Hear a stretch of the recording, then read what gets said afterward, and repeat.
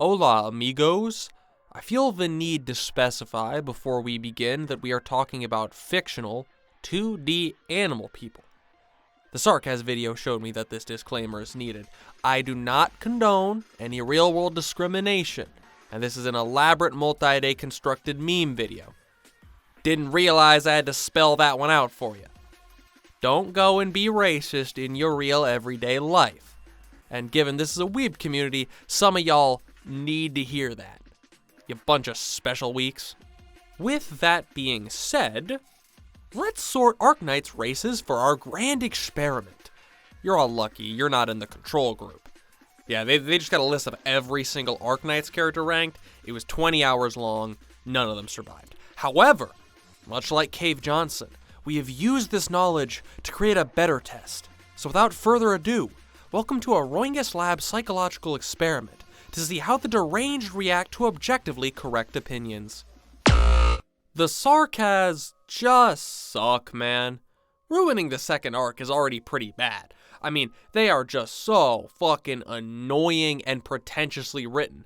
I don't care if I'm supposed to feel bad for you. You have an ethno-state that's only driving goal is killing everyone who is different.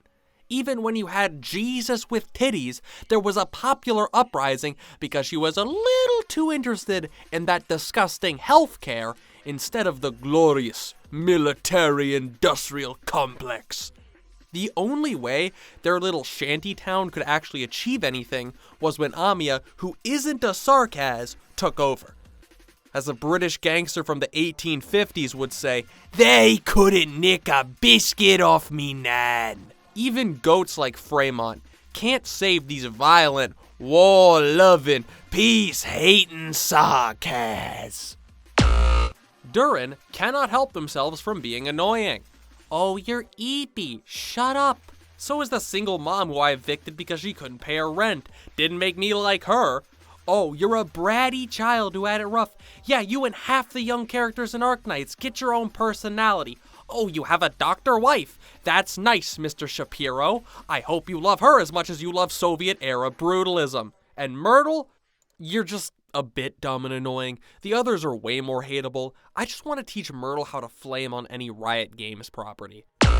Courier is nowhere near cool enough to get his own race. In fact, he's essentially an edgy OC from a 12-year-old. Haha, I'm so cool and happy, always smiling. But deep within, there is a misery that no one can be allowed to see. Until I can trust them with the beast. No one knows what it's like to be a freak, to be so full of rage, to sit alone at lunch because you're a Sigma, and worst of all, what it's like to be Swiss. The Wanderers were nearly imprisoned at large in Human due to hauling bootleg pinto beans across the border. The Anasa we know nothing about, and only get one kind of irritating operator from the group, but at least they're potentially cool. They're 007. 0 cool ops, 0 NPCs, and 7 details about the race that may or may not make them cool. Give me fuel, give me fire. Give me Aflac duck in a diaper, or I retire. You might be noticing a trend. Having only one operator is pretty bad for your chances of being ranked highly. Cora is a turtle whose brain has more damage than a Twitter user has rage. Cora is fine, but where are all her friends? Where is Franklin? Master Oogway, the crackhead who used to loiter around my college campus who called himself Turtle Tommy. Go make some friends, Cora. I know the neighbor's kid. He likes to dip his fries in glue and play Roblox ice raid simulators, but just give it a chance. From mentally slow to physically slow, the Pelosa. Scene likes to take pictures, and that's about it for the Pelosa. If you need a wedding photographer and can stay posed for the length of a Minecraft ARG retelling of The King in Yellow, you may find some good in her yet. The A-lan, a race that we have one of. I mean, at least, see, just some nice armor. She's also British though, so that's a major character flaw, but not something she could do anything about. It's like how Ferrari are a notably douchey, arrogant brand, but they're Italian. Of course they're pretentious assholes who always think they know best. I just realized it sounds like I'm beefing with Supa. I'm not. He's one of the good ones. He's still pretentious though, but one of the good ones. Rhinos are a cool animal, Bubble is an annoying child with a stupid name whose only purpose is to be dumb. She's those strawman arguments political content creators make their opponents to sound smart personified. Just dumb as fuck and very annoying.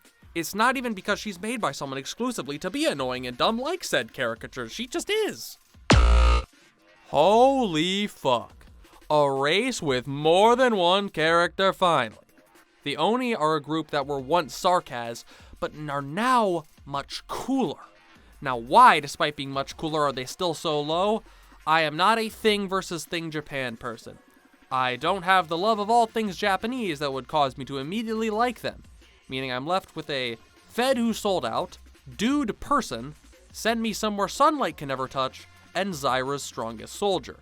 Their lore isn't anything special, so a pretty mediocre set of better than Sarkaz former Sarkaz. The frog is a wee beastie with 4 legs. Having only one member of your race is the great evil in this tier list so far, a great punishment, like having a Biscoff cookie and no puppy girl to give it to. Ah, the old bloop. Having briefly mentioned dogs, I think it's a fair time to mention I'd bark for her in those gym clothes. But besides that, the Anura are frogs. Frogs are cool, but they're not really special or that interesting. I just like our poison-loving crazy person a bit more than the other one-ops we've covered so far. She has a very nice voice, and her method of corpse disposal was shamelessly ripped off by Breaking Bad 12 years earlier. You know it's good when Walter White does it. And maybe that's actually a bad lesson to take away from Breaking Bad. I think we're finally free of single-op races. Although, I mean, technically there's 2 Manticores that exist. Manticore's just the only op. So, Manticore, the Manticore, is a cutie patootie who moonlights as a badass assassin who can turn invisible on command. She's like Venom, if he was just an invisible anime girl and not Venom. Now granted, this is mostly because she has more social anxiety than the average Arcane fan. But the main difference between her and an Arcane fan is that she is attractive. Or maybe it's the giant scorpion tail. Hard to tell which is bigger. The other Manticore just looks fine, but they're a cool race with some mythos behind them.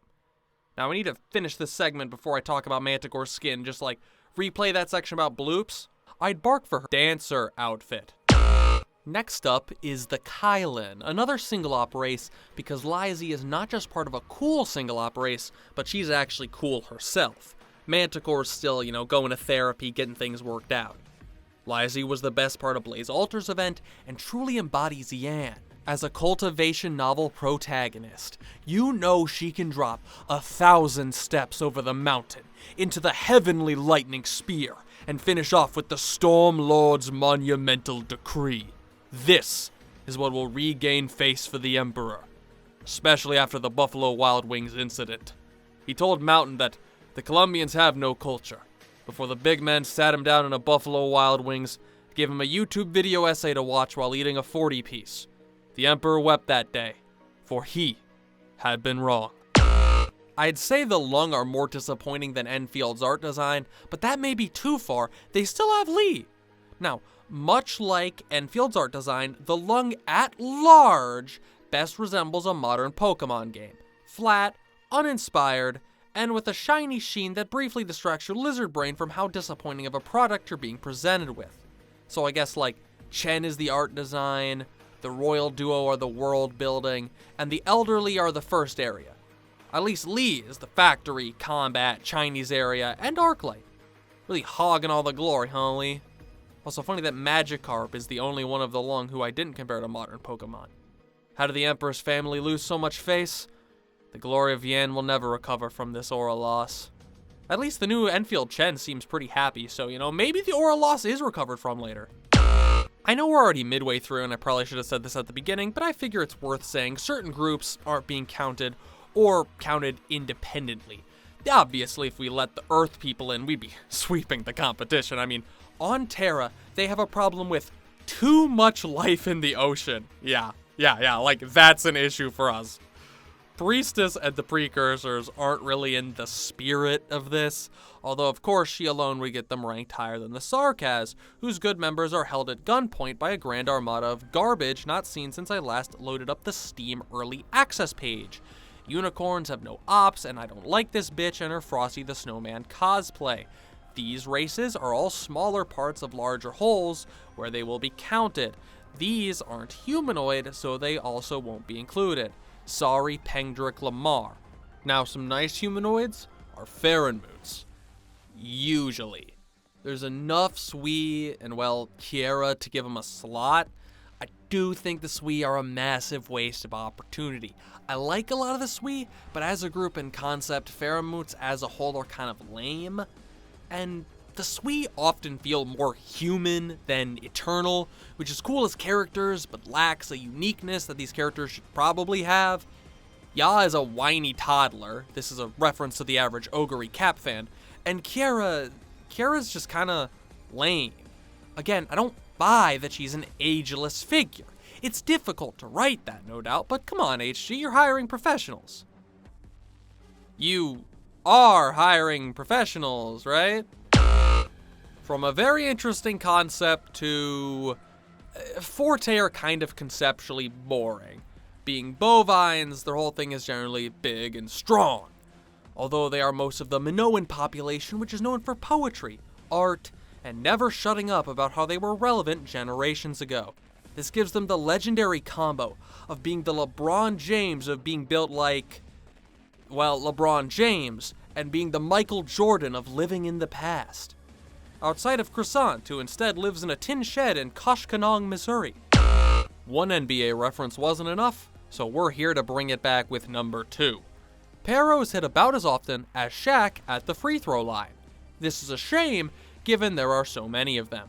Most are more similar to Raised by Slugs, Monk who only thinks about food, and a wanted international criminal that Rhodes Island is currently harboring who has yet to stand trial for her crimes against humanity. Who can blame Kirsten for fucking off to space? Carrying this mid-ass races lineup would turn your spine to dust faster than a cartoonishly timed anvil. Caprinae may be the biggest oscillators between good and bad. For some of my least favorite characters in the game, and Earth Spirit, who I remember exists about as often as a poor Serbian child remembers Lesotho, the Germans do always at least have their fits up to standard, but they rarely are the most memorable. Aya and Eben are quite solid at least, although the best Caprinae is, funnily enough, one of the few not from Lithonian, as Carnelian is fucking awesome.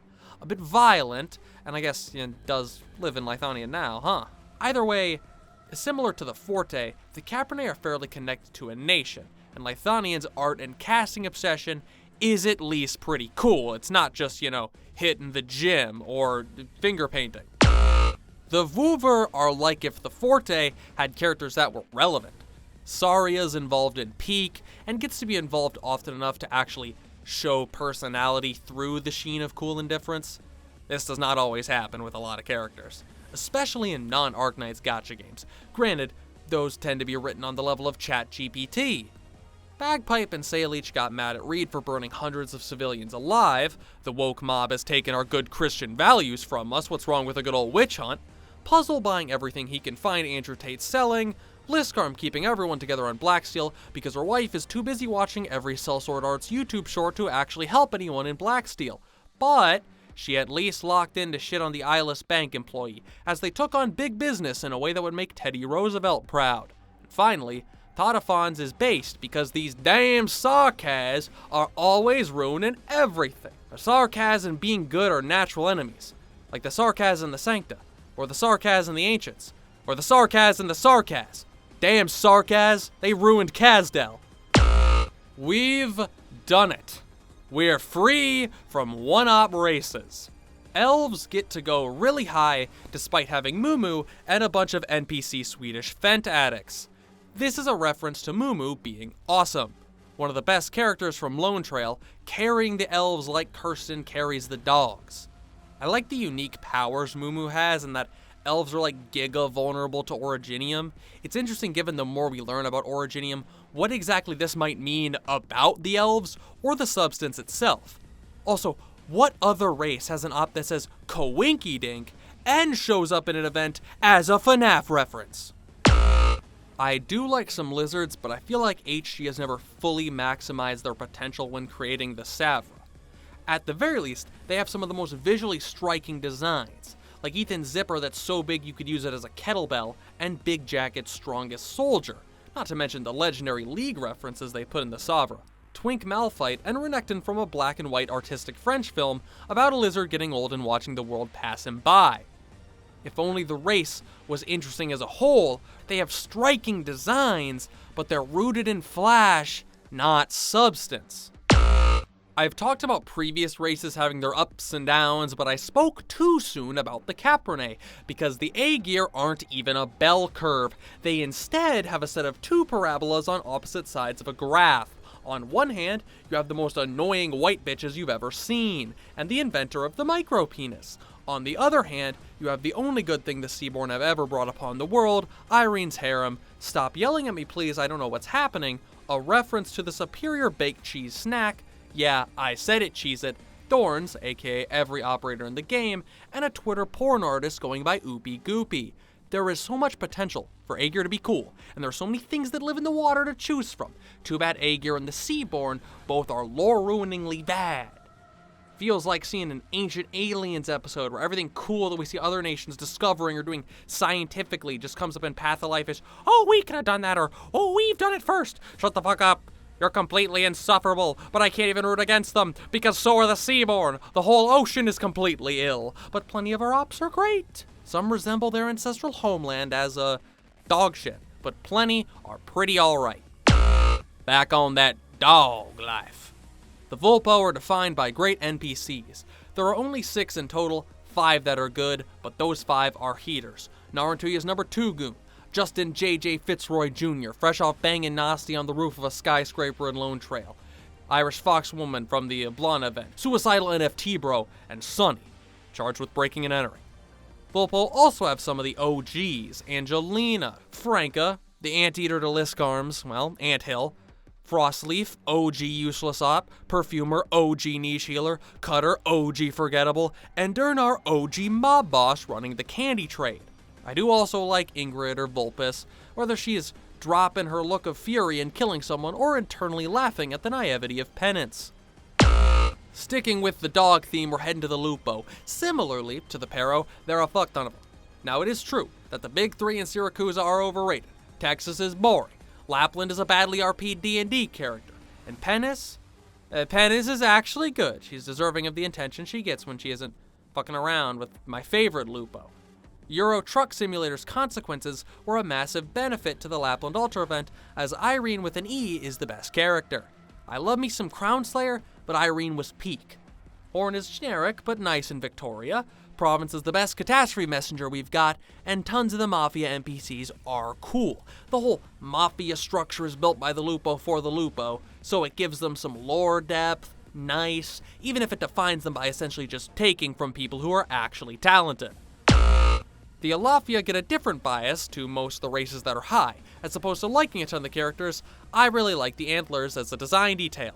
According to the wiki, they're very culturally significant, as well as being valued within Elaphia culture, and seen by outsiders as kind of a symbol of the almost druidic nature a lot of the Elaphia's close connection with nature holds. See the Sami, especially Sami warrior woman NPC, Zan. All the designs bang, from Sami to Lythonian, living or dead, although I do not envy whatever tailor has to make these clothes for families like Viviana's. How the fuck does she put that hood on, let alone a shirt? She remains the Elaphia's top cutie patootie, even if her Costco guy's powers were removed once she became playable. Ursus are inseparable to Ursus. The race are at large from the nation and tend to often be the hardy, tough Russian stereotype. Even the schoolgirls who are forced into a Minecraft Hunger Games ripoff by a man who weighs less than a Bic lighter are more rough and tumble than a lot of the adults on Terra. And the adults are such people as a political force in the Empire, so he's definitely killed people, an underground boxer, Poe and Vi's child, Teddy Bear Knight Blacksmith, and strongest of all, a man who tamed a Hello Kitty girl. Although Aurora seems like she'd find a goofy-ass way to die, before she was returned to life in Enfield, where she would take up snowboarding win 3 gold medals, and retire. I like the Ursians, and they underlie plenty of the main story. Speaking of... just kidding, I lied. It's not an important for the story race. That's the next section. This one is for the Reproba. We have 3 ops, and that's all we need. They're all inherently likable. A 3 for 3. That's really the best ratio we see for any race with more than 1 op. Beanstalk is a goofy crab farmer put in hard shifts at the breeding center. Spot is the best character I can put in the sullen male archetype in the game. He is also a great reflection of the history and role of the Reproba, largely Sargonian and in military roles. A warrior class from back in the Knights Mora times. Now Spot lives a more relatable life. A tired young man who was stuck engaging in violence for Big Pharma. Finally, Crownslayer became one of my favorite characters during her time in the event with the Italian name. I won't pronounce it. She is alternating between attempting to show her cultured side and give Red a British welcome back to Siracusa, and being a sad, miserable hyena whose life has gone to absolute shit. At least she got to pose for an album cover while she was at it. Maybe I need to go through this event one day for a poorly summarized video because I enjoyed a lot of the characters. God damn, there are a lot of felines. Look at this. They literally can't avoid being important because there are just so many of them. From the main story in Victoria to stories in Yan, Columbia, Sami, Sargon, even Siracusa, they are everywhere. The sheer number guarantees some hits and misses. Not everyone can be the polka dot pariah himself. There is only so much you can do with cats. The variance in features is even less apparent than with, say, Zolaks. A kitty is a kitty is a kitty, but a rat isn't a gerb or a mole or an e-girl. But there are various cultural significances of cats. At least, Egypt, and that's covered in Pepe's event with Coffin Boy. Essentially, in any event, flip a coin, that's about the chance of there being a feline. Flip another, and that's whether the feline is good or not. You can't put them too high or too low because of the sheer mass of them, and the fact that a lot of the time, they're just kind of a cat girl or boy. Like Kajimaru is cat girl James Bond, but she could have been bird girl James Bond just as easily. May, but intelligent. The Anati are like proto-Zolaks, which has spurred them quite far, being based on animals like these. Aww. Hey, stop playing in the trash. Now the characters, they're giving something, a vibe. What is that vibe? Well, I'm listening to it, and it's saying that if you're this far into the video, you should like and subscribe. But for real, they're all hyper competent in their fields. We don't always have that with these characters. Like, we have an engineer who has automated an entire lab and otter army. The one makeup artist James Charles was too afraid to groom, an Olympic gymnast, IED creating assassin with throwing knives, and ninja protector of the Higashi royalty. It's such an impressive lineup that if you were listening, you probably didn't even realize I snuck a fake one in there and just put a ferret head on the image. They're all cool and enjoyable, and apparently engage in Spartan ritual with their children. Very Sigma. And they're also very similar to Zolaks. Again, that really helped them. Crocodiles and gators were already very cool. Well, at least before the Yoink Man comes the Everglades, they struggle to contest him in his immense grabbing aura. You just can't see all these crocodile dudes and not think they're cool. I'm sorry, that's fucking cool. I'm a bit sad there aren't more Archosauria because they're so cool. And they're not set to be in one color. There are a lot of croc colors in various croc locations. We could use some crocodile DEI at Rhodes, bring some more on. Just keep the thick and thin tails separate, so, we don't need any more gang wars. I feel similar to when I talked about the Emperor's Blades, about these guys, honestly. They're cool. What else do you want from me? A speech? That's for the goats. For the crocs, approval of them and their grand features. Snakes have symbolic meaning across virtually all parts of the world, and that does continue in a way into Arknights, only problem being, most of them are negative, and there are apparently racist stereotypes and ideas about them across Terra. What they actually are is either a group of ass-kickers or hyper-fixated wackadoodles. I personally probably like the wackadoodles more. Eunectes is one of my favorite characters in the game. This snake saw a land ship once, and got addicted to building life-size jungle bionicles. She plays Minecraft with like 15 industrial mods that make progress slower than a drunk snail. On the other hand, multiple elite Rhodes ops or snakes, Sharp, Mantra, and Tulip are all Phidia. And here comes the controversial part. I'm putting the cucks in here with them. Look at Noeda's E2. They are snakes with wings. They are more Phidia than Liberi. You were born a goddamn snake. I don't care you want to be a bird, you ain't one. Now the cucks are cool in concept. Lobotomizing your child with the memories of your family feels like it could be used as a great metaphor for generational trauma. They could use King Halo. All this being said, the whole is kinda just annoying. Noeda's a better showing of what they're made of, at least. They may not all be bangers, but they have a lot of bangers. And there's a lot you can do with various snake characters and snake lore, especially given how many real-world stereotypes we have about them. Honestly, this spot was tough to choose. Actually, sorting by races is harder than you would think, because most races have both their good and their bad characters. A great example of the strangeness of this, the Katas are still here. This isn't to say that their characters are unlikable. My daughter is a part of this group, and so is my other daughter that my crazy ex-wife got in the divorce because, apparently, planning on assimilating planets and openly admitting it still isn't enough for divorce court to be fair. Cruz is awesome. I love that she's grown and matured while still trying to keep an air of relaxed, laid-back vibes about her. Savage absolutely smurfing in wife Q, outdoing the Prophet Turiamid, 1,000-year connection, and the rest with the might of good vibes. Not to mention Frost Nova. The first sign Arknight's story would be different. Cute, sympathetic, powerful, and not so different to us, yet dying tragically instead of being saved. Maybe a shard of her was saved and there will be a fake Frost Nova in Enfield, who knows? They hate creating original characters anyways. Hashire, Uma Musa May. The Kuranta really showed up at the perfect time of this list, enjoying the rise of the Uma game. Horse galore from skibbity slicers to Sigma loners who don't like anyone. But this ain't about them. The Arknights group put up a strong showing alone. Even if Neural is the great Satan, all of the plots going on with the Kazimiierz Major are super cool. Fighting back against the corporations. Notably, Near Light would be what inspired Luigi Mangione after all. They got Drip, they got Michael McEvil, Captain Flowers, and my goat. Proviso is fun, and Platinum is unintentionally goofy. She's so checked out of everything, but she does know some deep wisdom. Between working for the feds and being unemployed, you might as well just die. I also love Grani. She's always trying so hard to be righteous in the face of adversity, and when she overcomes it, it's actually rewarding, unlike Neural, because it's far less disgustingly contrived, and she actually really has to work for it. Draco are dragons. I know I have to say more than that, but come on. They're dragons, who rule to maintain their rule with crazy blood feuds and insane powers. Ablana's purple flames are not unique, and neither are Reed's, which is surprising, because throwing a man who just lost his legs in a pizza oven generally gets you a very burnt man without legs, not your whole man back. The dichotomy of figures that the Draco represent on Terra are well reflected by Laushani and Ablana, from the happy ruler of the Terran Funtime Nation to the average horror game doctor. Horror game doctors really are just waiting for something to go wrong so they can turn evil. The Hippocratic Oath really shuts down their creativity. The details about them in the Reed and Ablana events are so cool. Their powers are interesting, and if Ablana was torturing me, I wouldn't break purely so she would have to keep going. This one is for 5-year-old me, and you know what? Everyone who watches this is childhood.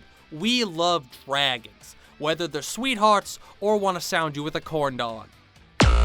So apparently, halos, nightlights, and winged guys are all no longer acceptable ways to refer to the Sancta, so I had to rewrite this section. How cool of a concept is it that the Law, the only PC capable of running a graphics card of the size that will be commonplace in 4 years, essentially was programmed to create religion and shared feeling within the Sancta. That is just a concept that I can't even imagine being done before the Sancta. Even if the last event was a bit rushed and botched, the Sancta remain very interesting, given the nature of the Law implies that everything from Laterano's peace to empathy to their affinity for firearms were all programmed culture. But does that matter, given it's been passed down through the generations at this point? It has been iterated on and utilized for a better future for the Sancta, though, which should clearly show that the Law was programmed to guide progress and wasn't just an AI, because all AI has been shown to do is destroy and enable evil. Of course, there is also the feud with the Sarkaz. So proud to see the Sancta doing that for generations. Thinking about it, the Sarkaz could represent AI. They want to replace everyone else. They're far more capable of destruction than, building up. And their defenders are both blind and ill. I wonder if anyone would have called this before the video. The birdies have risen up to number 2. Flown up the list, you could say. The Liberi have even more characters than the Felines, but with a hit rate like some of the top races, you just don't get very many bad characters for the sheer mass of Liberi. No wonder they're everywhere, because there are Rizzlers and baddies abound. There are great birdies of every color. Enam, Kestrel and Radiant, Mulberry, Elaphia and Irene, and the homies came to play as well, built like brick shit houses. These men all meet each other at the local Home Depot, doing DIY projects for their nagging bitch wives. This one is literally an owl who makes guns. Some Liberi are even cool feds. Like, how is that possible? I don't know. They make it work. It was a set of coin flips for good felines. Bro, you might as well put the house on a good Liberian event because there's a damn good chance you find one. I'm talking about Liberi like boomer NBA fans talk about the Jordan Bulls. We got NBA reference number 3. Multiple all-time greats, crazy consistency, changing the game fundamentally, all with juicy assets. You know those boomers talk about MJ's bald head like it's Fia's cake. Why? I don't know, but they do. I have spoken at length about Zolak, so I felt it only fitting to pass the torch. Everyone knew this was coming, but my words alone are no longer enough. So I sailed across thousands of miles to Australia to acquire some words of wisdom from a fellow follower of Roingus and lover of rats as a whole. His psalm, well, it goes a little something like this. When one thinks of purity, elegance, beauty, intellect, wisdom, and perfection incarnate, it is inevitable that a Zolak appears in your mind. As every other answer is just simply wrong. Their mere existence is proof that nature can create radiant and faultless beings that are everything that their lessers wish they were. But it's only natural for the lesser to aspire to be greater. And this is why Zolaks are inherently as pure as they are. A flawless being does not resent their inferiors, but harbors compassion for their struggle, and through their selfless absolution will find bliss and virtue alike in untold abundance. They are made from the perfect animals, and are crafted into the perfect characters, including the greatest Arknights character to exist, Dorothy, and the greatest animal to exist, the Jerboa. Even this fucking weenie boy gets married mid-event. He pulls a rim-billetin bunny girl wife. Zolaks are utterly unstoppable. Now and forever, the greatest race on Terra.